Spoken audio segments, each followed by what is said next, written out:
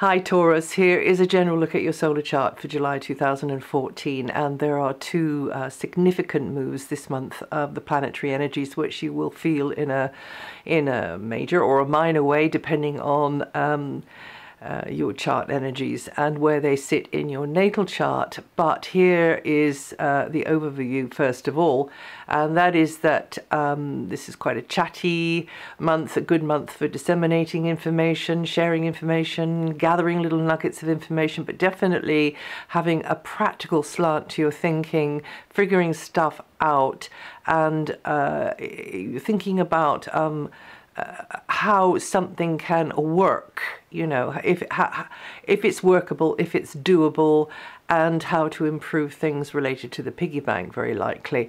So it is a busy month socially, but after the 23rd, home, partners and community will need more mental effort on your part, or perhaps TLC, and also you try harder to balance things between you and nearest and dearest. But the new moon on the 26th heralds a new stability at the roots of your life beginning over the coming month, and that would be partly due to the new moon energy, which you can point in that direction yourself to cover just that 4 weeks from the 26th, or indeed it will also be majorly due to the shift of Jupiter into the root of your chart for the coming 12 months, and that happens from the 16th. Now here is everything in more detail. Until the 23rd, the sun is in this very busy sociable area. You're coming, going more, maybe some of you, visitors or visiting, sourcing information, thinking about schedules, thinking about itineraries maybe. It's a time when you've just got more on your mind, more to hold in your grey cells really, and perhaps more paperwork, correspondence, that kind of thing.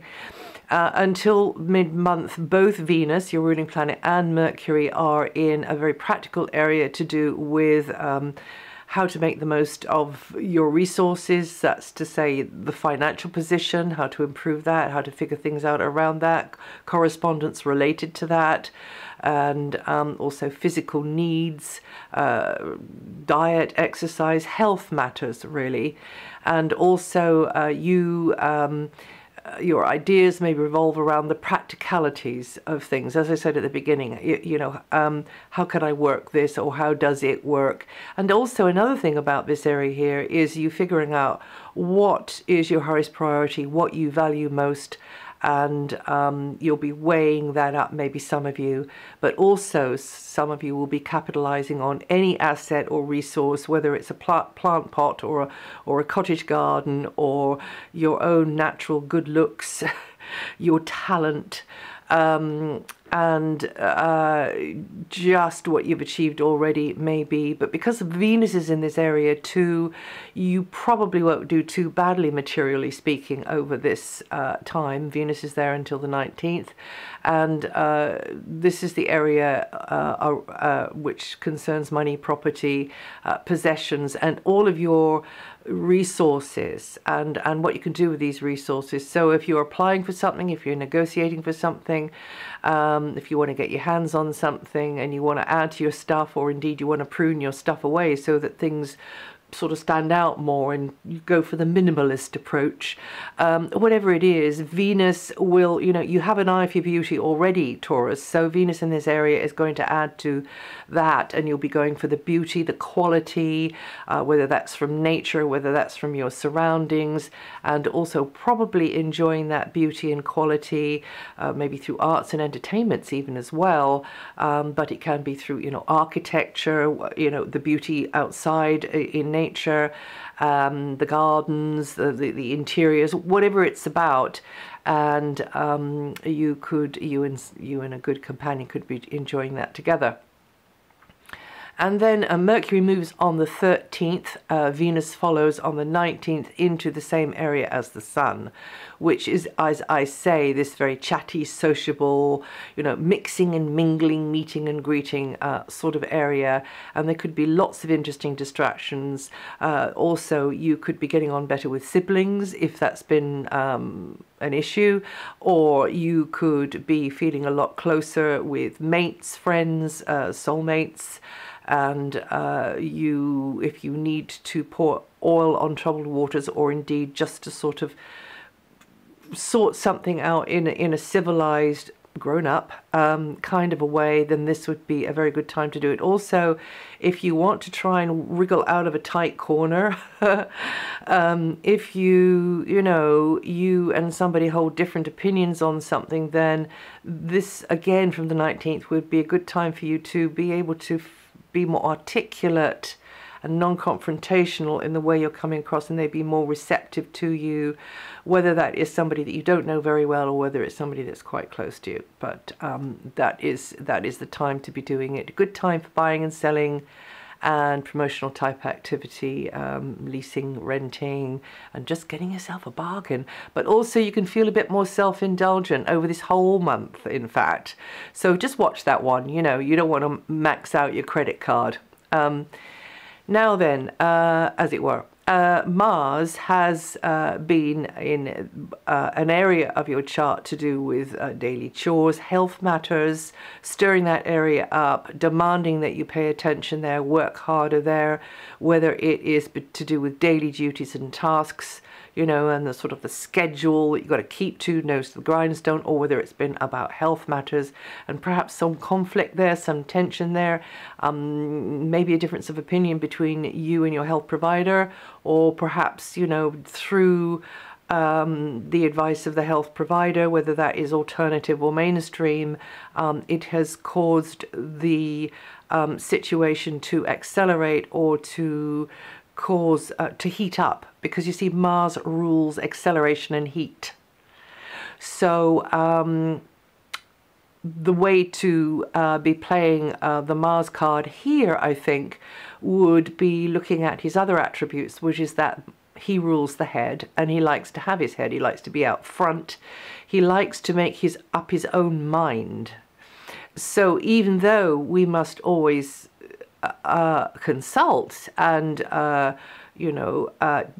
go for the advice of the people in the position to know if it's about health or even about employment matters, really and truly you should be taking the initiative from your gut knowing on these things related to health, your own or somebody you're concerned about, or indeed work matters. And of course it's not so easy, because if you've got a day job and you're used to working in a team or alongside somebody who is in command, as it were, so you're just going to have to sidle off and find your own little space to do something on your own, even if it's in your spare time, because this Mars energy will look for a way out. It is a strong physical energy. Even doing, like sports and so on, which are health promoting, or dancing, or, synchronized swimming, or archery, or, what's that thing where people climb around inside the earth in tunnels? Is it called speleology or something? Or maybe that's completely something else. But yeah, these are a few of my silly examples. However, if you were to play that card, that take that angle of Mars without being, hot-headed and hasty, getting the right backup, and also maybe, integrating that initiative of your own into the more sort of bog standard stuff, you might do better.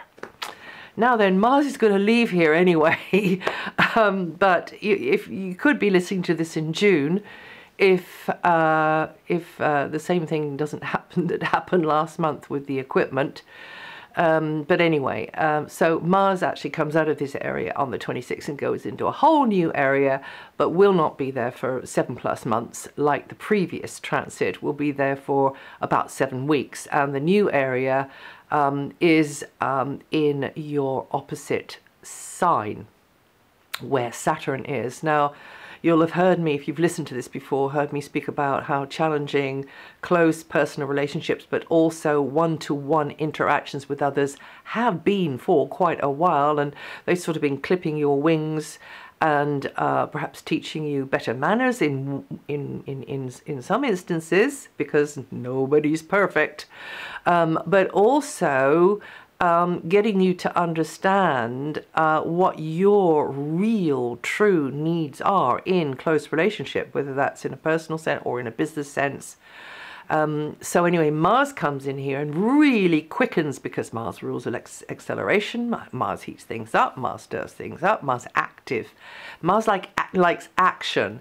So there could be some crossed swords here, actually, in this area over the month of, well, actually it won't be, will it? It'll be the last week. And as a matter of fact, the energies are really nice in the last week for other reasons. So possibly it will be in the next, you know, sometime during the 7 weeks. So we're not talking about this month so much. So really, you know, rather than kind of lowering that great Taurian head and those horns and you know, the sort of fire coming out of the nostrils and pawing the ground. And my advice to anybody who isn't a Taurian is to just to run as fast as you can when the bull is doing that. However, rather than just leaping in, you know, like a bull in a china shop, is just to try and understand things a little bit more from their angle, even though, yes, easier said than done. And as I said earlier, nobody's perfect, are they? So they could be making a huge mistake. You know that, I know that, but that's just where they are at. So we all learn things at our own pace, don't we? However, it's not too nice at the time. So I think I've banged on about that enough.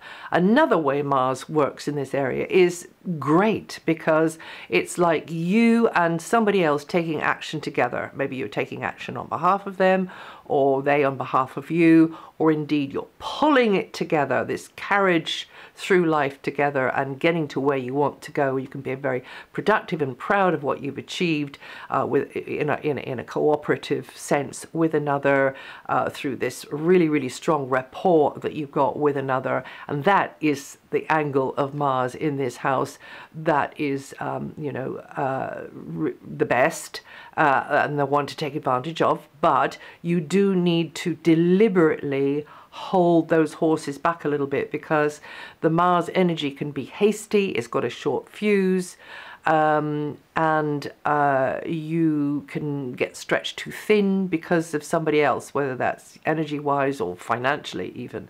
It depends always on your natal chart.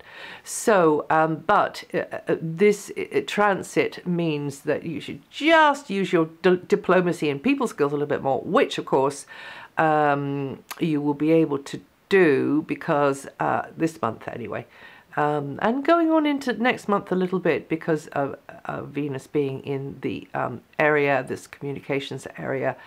But this transit doesn't start till very late on in the month, so it'll just be a little while with having Venus there.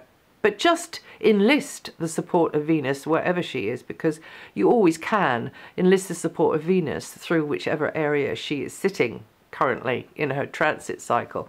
Now, from the 23rd, your attention or concerns will probably be more centered around the home base, the neighborhood, or if you're not at home, a locality and the environment, the conditions of the environment you find yourself in, whether that's internally or externally, and just feeling a little bit more sensitive also, because from the 23rd, which is just before Mars goes into this little, possibly confrontational area, but very productive area where you and someone can do a lot together. The Sun is coming into the area to do with family, to do with nearest and dearest. And you know, if anybody knows how to push your buttons or you know how to push theirs, it's family. So, or it might not be your blood family. It might be like, you know, members of your tribe, members of your sort of extended family.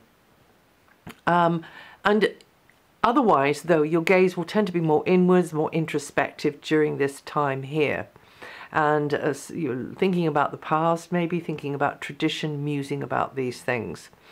I've mentioned Saturn a little bit, and you know, this long Saturn transit, which is due to finish, well, it's all over bar the shouting, on Christmas Eve this year, but it sometimes can make or break a relationship. It can definitely it definitely whittles things down to the bone. Saturn rules the bones. So, yeah, it takes things right down to the nub of it, you know, and then you find out within yourself what you really need in this relationship, or if there is not a relationship, you feel more the lack. So you have to ask yourself, okay, it's not going to be like this all the time. So when somebody does come along, who am I going to say yes to? And who am I going to, you know, what is it that I value most about being in relationship? What is it within me that I want valued, that I want protected, that I want to have, you know, admired and recognized most, and to have the most fun with? So it can be like that. There's definitely improvements on the way to do with close relationships, but everything Saturn does is very, very slow. So you have to just keep learning through this limiting behavior that seems to be coming from others, this frustrating, exasperating, demanding behavior that seems to be coming from others, or indeed you feel overlooked. You know, the Saturn energy does also rule cold, you know, so you feel kind of overlooked and a little bit left out in the cold, maybe. So Saturn here can work lots of ways. However, as I've said before, the upside of Saturn here is to work dynamically, especially with Mars in it for this little while, for this 7 weeks, is to work dynamically with gradually building a new knowledge and a new understanding, maybe it's of a subject you're studying, or producing together with another, and you have to keep to quite a schedule with it. You have to show up, they have to show up, and you're making this thing together, or because you look up to this person has a knowledge or a maturity which you very much admire, might be older than you actually, because also Saturn rules longevity and time and age. So really, you know, make the most of that, because that really is the upside of Saturn. Now, Jupiter moves, and Jupiter's expansiveness has been for about 12 months in a very communications-orientated sector, a learning sector of your chart, to do with the arts maybe, or writing, developing your communication skills, going back to school, or going, well, you know, doing better at school maybe, but extending your mental territory, but also making lots of interesting new contacts, or maybe just a choice couple of really interesting new contacts. Now Jupiter moves from here on the 16th for another 12-month stint, and then that is lighting up your home area, generally bringing in the equilibrium, bringing in this feeling of safety and security, inside, outside, settling you emotionally, settling things in general with family. It's done, you know, and there's a kind of a peacefulness and a serenity that can come through with Jupiter there, but also there can be an expansion with Jupiter there, like you keep getting access to somewhere you prefer, or you move location. That is a major one with Jupiter there.